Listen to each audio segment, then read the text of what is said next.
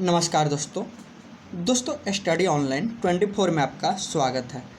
तो दोस्तों जैसा कि सबको पता होगा कि मेंस का आपका एग्ज़ाम का डेट आ गया है, तो अब भी आप लोगों को केवल रिवाइज करने की ज़रूरत है। तो ऐसे में ये वीडियो आपके लिए काफ़ी इम्पोर्टेंट हो सकता है, जो लोग हिस्ट्री ऑप्शनल लिए हैं उनके लिए। तो आइए शुरू करते हैं।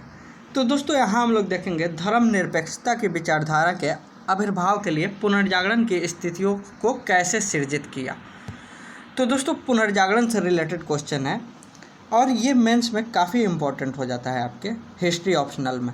तो ऐसे में आप इस क्वेश्चन को अच्छे से देखिए और पुनर्जागरण से रिलेटेड क्वेश्चन आएगा तो वहाँ आप इसका यूज कर सकते हैं। तो आइए शुरू करते हैं। दोस्तों 14वीं से 16वीं सदी के बीच यूरोप में जिन लौकिक, तार्किक एवं वैज्ञानिक प्रवृत्तियों का उदय हुआ उसे पुनर्जागरण चेतना नाम दिया गया, जिसका केंद्रीय तत्व मानवतावाद था। क्या था? मानवतावाद।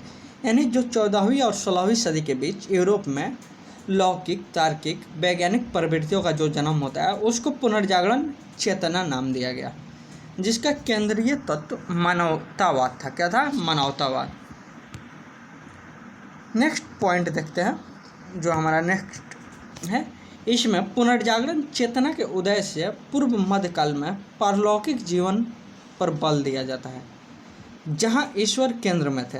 यानी पुनर्जागरण चेतना के उदय से पूर्व मध्यकाल में पारलौकिक जीवन पर बल दिया जाता था और इसमें ईश्वर केंद्र में होते थे।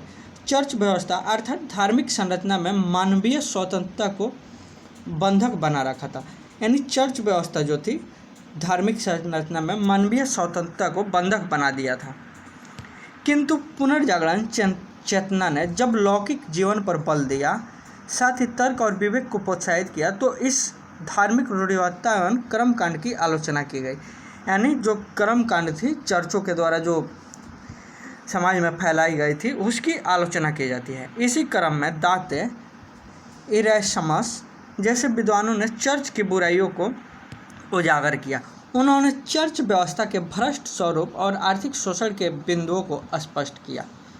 साथ ही जर्मनी के मार्टिन लूथर ने चर्च व्यवस्था के भ्रष्टाचार को अपने 95 थीसिस के माध्यम से उजागर किया। यानी ये आपको इम्पोर्टेंट हो जाएगा ये लाइन कि जर्मनी के मार्टिन लूथर ने चर्च व्यवस्था के भ्रष्टाचार को अपने 95 थीसिस के माध्यम से उजागर किया। इसी क्रम में धर्म सुधार आंदोलन भी शुरू हुआ, जिसे प्रोटेस्टेंट आंदोलन के नाम से जाना जाता है। इस संदर्भ में यह कहा गया कि पुनर्जागरण कालीन चिंतकों ने जो अंडे दिए, मार्टिन लूथर ने उसे नए विचारों का पैदा किया। यानी ये आपका एक इम्पोर्टेंट लाइन हो जाएगा, इसको आप लिखिएगा तो काफ़ी अच्छा नंबर आ सकता है कि इसी संदर्भ में कहा गया है कि पुनर्जागरण कालीन चिंतकों ने जो अंडे दिए, मार्टिन लूथर ने उसी से नए प्रयोगों यानी नए विचारों को पैदा किया। यानी जो चिंतक थे, धर्म सुधारक थे, जो अपना उपदेश दिए, उसी से मार्टिन लूथर एक नए विचारों को पैदा किया। इसी क्रम में लोगों के जीवन पर धर्म का नियंत्रण कमज़ोर होना शुरू हुआ। यानी इस प्रकार लोगों के जीवन पर धर्म का नियंत्रण जो था कमज़ोर होना शुरू हो गया। इन्हीं अर्थों में कहा जा सकता है कि पुनर्जागरण ने धर्मनिरपेक्ष की विचारधारा के उदय का माहौल तैयार किया। यानी पुनर्जागरण के आने से धर्मनिरपेक्ष की जो विचारधारा थी उसके उदय का माहौल तैयार हुआ। साथ ही मानवतावाद के केंद्र में आ जाने से भी धर्मनिरपेक्षता की शुरुआत हुई। यहाँ धर्मनिरपेक्षता का तात्पर्य लौकिक जीवन पर बल देना एवं कर्मकांड रहित आचरण करना। यानी धर्मनिरपेक्षता से जो तात्पर्य है उसका जो मतलब होता है दोस्तों, अर्थ होता है कि लौकिक जीवन पर बल देना होता है और कर्मकांड से दूर होना होता है। यानी कर्मकांड, बाह्य आडंबर जो हमारे समाज में फैले हैं उससे रहित होना होता है। वस्तुतः पुनर्जागरण चेतना ने धार्मिक आडंबरों को मानव बंधन का कारण बताया और आडंबर रहित धर्म के पालन पर बल दिया। यानी पुनर्जागरण जो था दोस्तों धार्मिक आडंबरों को मानव बंधन का कारण बनाया। यानी धार्मिक आडंबरों के कारण मानव जो है बंधन में बंध जाता है और आडंबर रहित धर्म के पालन पर बल दिया गया। अब यहाँ देखते हैं दोस्तों पुनर्जागरण के उदय का कारण। उदय के कारण क्या होता है? धर्म युद्ध होता है। यानी पुनर्जागरण जब आता है यह बाह्य आडंबरों का विरोध होता है। तो ऐसे स्थिति में धर्म युद्ध होता है जिसमें ईसाई वर्सेस इस्लाम, यानी ईसाई और इस्लाम के बीच होता है। ईसाई लोग पराजित हो जाते हैं और इस्लाम विजयी होता है, यानी इस्लाम धर्म विजय प्राप्त कर लेता है। दूसरा क्या होता है, कस्तूनिया का पतन हो जाता है, यानी कस्तूनिया जो है उसका पतन हो जाता है और इस्लाम का नियंत्रण वहाँ स्थापित होता है। भौगोलिक खोजें होती हैं, प्रिंटिंग प्रेस का विकास होता है, यानी पुस्तकों के प्रकाशन से तार्किक चेतना का विकास होता है और लोग बाह्य आडंबरों से बाहर आते हैं। अब देखते हैं पुनर्जागरण की विशेषताएं। तो दोस्तों आप पुनर्जागरण से आपका जो क्वेश्चन है वर्ल्ड हिस्ट्री में पूछा जाएगा ऑप्शनल में, तो आप यहाँ से ये सारे टॉपिक लिख सकते हैं।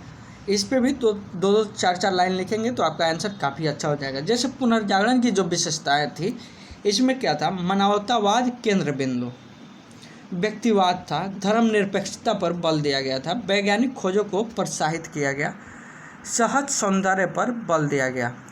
जैसे मोनालिसा का जो चित्रांकन है उसकी तस्वीर बनाई गई थी, बहुमुखी प्रतिभा का विकास हुआ। तो ये सारी चीज़ें जो थी पुनर्जागरण की विशेषताएं हैं। आइए देखते हैं। तो यहाँ जो है दोस्तों, यहाँ आपको क्या करना है कि पुनर्जागरण का उदय का कारण पूछे। यहाँ एक साथ आपको 3 क्वेश्चन मिलते हैं। धर्मनिरपेक्षता से जोड़कर पुनर्जागरण को व्याख्या करने के लिए बोल सकता है, तो भी आप लिख सकते हैं। पुनर्जागरण का उदय के कारण अगर आपसे पूछा जाए तो यहाँ पे ये जो पॉइंट दिए गए हैं, इन सारे पॉइंट के बारे में आप लिखकर एक अच्छा अपना आंसर तैयार कर सकते हैं। या पुनर्जागरण की विशेषताएं से रिलेटेड आपको क्वेश्चन दे दे तो यहाँ भी आप ये सारे पॉइंट जोड़कर आप एक अच्छा आंसर लिख सकते हैं। तो दोस्तों इस क्वेश्चन को आप अच्छे तरीके से अपने ढंग से लिखिए, काफ़ी अच्छा होगा। इस तरह पुनर्जागरण चेतना ने जिस मानवतावाद, धर्मनिरपेक्षता एवं तार्किकता पर बल दिया, उसे आधुनिक विश्व के निर्माण का मार्ग प्रशस्त हुआ। यानी पुनर्जागरण जो था दोस्तों, चेतना ने मानवतावाद, धर्मनिरपेक्षता एवं तार्किकता पर बल दिया, उससे आधुनिक विश्व के निर्माण का मार्ग प्रशस्त हुआ। तो दोस्तों ये क्वेश्चन आपको कैसा लगा आप लोग कमेंट करके ज़रूर बताइएगा। और दोस्तों जो नए हैं और चैनल को सब्सक्राइब नहीं किए, सब्सक्राइब कर लीजिए। तो ये क्वेश्चन आपके हिस्ट्री के लिए काफ़ी इम्पोर्टेंट था। हिस्ट्री में वर्ल्ड जियोग्राफी में ये पूछेगा आपका ऑप्शनल में। तो यहाँ जो क्वेश्चन था, धर्मनिरपेक्षता की विचारधारा के आविर्भाव के लिए पुनर्जागरण की स्थितियों को कैसे सृजित किया। तो एक ये क्वेश्चन हो गया और 2 क्वेश्चन आपको आंसर से मिलेंगे, पुनर्जागरण का उदय का कारण और पुनर्जागरण की विशेषताएं। तो दोस्तों वीडियो को अच्छे से देखिए। धन्यवाद दोस्तों।